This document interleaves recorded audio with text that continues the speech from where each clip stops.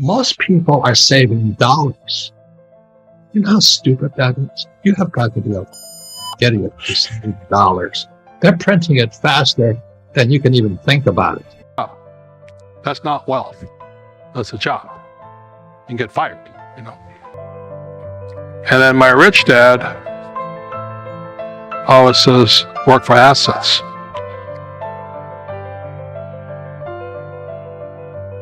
And then my rich dad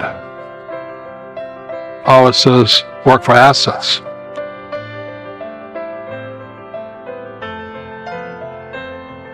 So there's basically 4 asset classes that makes a person rich, and there's lots of more, the subheadings and all this. But number 1 is a business. The richest young guys today start companies. It's called Facebook, Google, Apple, stuff like that, you know. A very important diagram my rich dad showed me when I was a little boy was a diagram known as a cash flow quadrant. And the quadrant is made up of the 4 different people who make up the world of business. So my rich dad said, in the world of business, there's E's, and E's stand for employees. An employee, he says, you can always tell who they are by their core values. And what the employee, whether the president or the janitor of a company, will always say the same words. The words are, I'm looking for a safe, secure job with benefits. That's what makes them an employee, because their core values are security. The other one of the 4 is the S, or the small business owner or the self-employed. And again, their core values will cause them to use the same words, which are, if you want it done right, do it by yourself. S means they're also solo. They're generally one-person act, they operate by themselves. On the right side of the quadrant are the B's. And what Rich Dad said the B stood for was big business, or like Bill Gates. Forbes defines big business as 500 employees or more. And their words are different. They say, I'm looking for a good system, a good network, and the smartest people I know to help run my business. So they're unlike the S, they don't want to run the company by themselves. They want smart people to run their companies for them. And then the 4th of the quadrant is the I, and I stands for investor. These are people who have money work hard for them. These people are people who have people work hard for them. And these are the people that work hard for the rich here. So early on in my life, it was my poor dad who always said to me, you know, Robert, go to school so you get a high-paying job. And so my poor dad's core value was to be an employee. He wanted job security, promotions, a steady paycheck, and all this.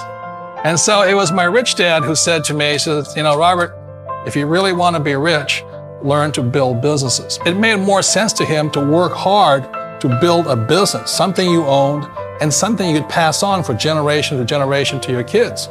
Whereas my poor dad said, work hard, but my rich dad said, why would you work hard for something you'll never own and you can get fired from right away? Again, that was the difference in values. So my rich dad suggested I learn how to be a business owner and learn how to be an investor. And that's one of the big differences. On this side of the quadrant, these people here work for security. They work for money also. On this side over here, their key value that they want is they want freedom. They don't want to have to work at a job anymore. They don't want to have to work for the rest of their lives. So the beauty of building a business and learning how to invest is very simply that this is passive income. You work hard for a few years, but possibly for the rest of your life, income keeps flowing to you. Number 2 is real estate. So what my rich dad taught me is a combination of being an entrepreneur in business and entrepreneur in real estate. It's that combination I pay no tax, and I make a lot more money. Okay, so a lot of guys say, well, I have a business. I say, well, how much real estate you got? Without real estate, you pay tax. That's the problem. You see, the beauty about real estate is you learn to use debt to get rich.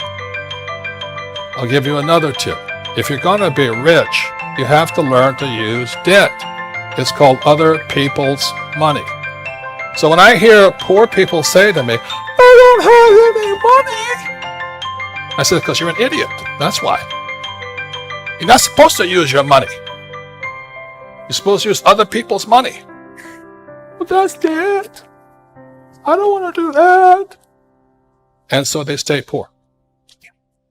Well, I just would want to say that you know, everybody starts in the same spot. Everybody starts like you started with a one bedroom. I started with a 1 bedroom, 1 bath, also condo, and then but the fundamentals are the same all the way through.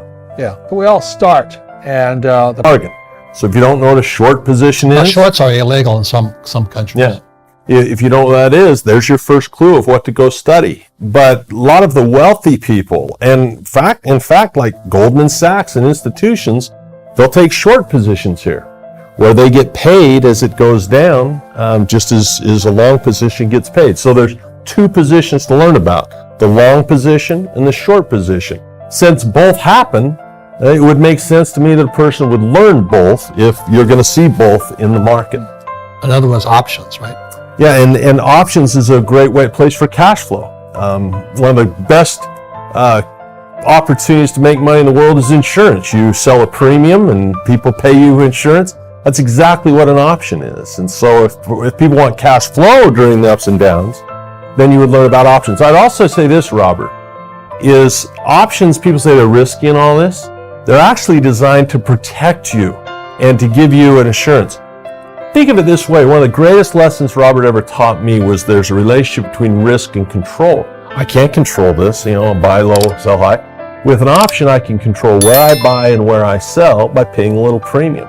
So it actually brings that control to the market, gives me opportunity not only for cash flow, but maybe more importantly for protection. You have insurance on your real estate, right? It's the same thing. And the last is commodities. And, that's why I own oil. And as the price of oil goes down, people say, are you losing money? I said, no, because in the U.S., if you deal in oil, you get tax breaks. I invest $1 million in oil, I get $800,000 back. So I get an 80% return day one. So oil is very, very profitable. But I don't invest in oil stocks. Very different. Okay, so if oil goes to $20 a barrel, I'm still cash flowing, still making money. So it's at about 40 right now. Hope it doesn't go too much farther, but I still make money, okay? And then the other commodities, gold, silver. This is God's money. This is what God's money looks like. Yeah. The reason I call it God's money is you can't fake it. You can fake it with a fake ETF, like a gold ETF or a silver, which I don't touch because it smells as bad as the guys that printed that crap. You know what I mean? Jesus. But this is real money. So you look at this here. When I first started buying that was $1.40. Yeah. Today, that's $16. And this here is auto.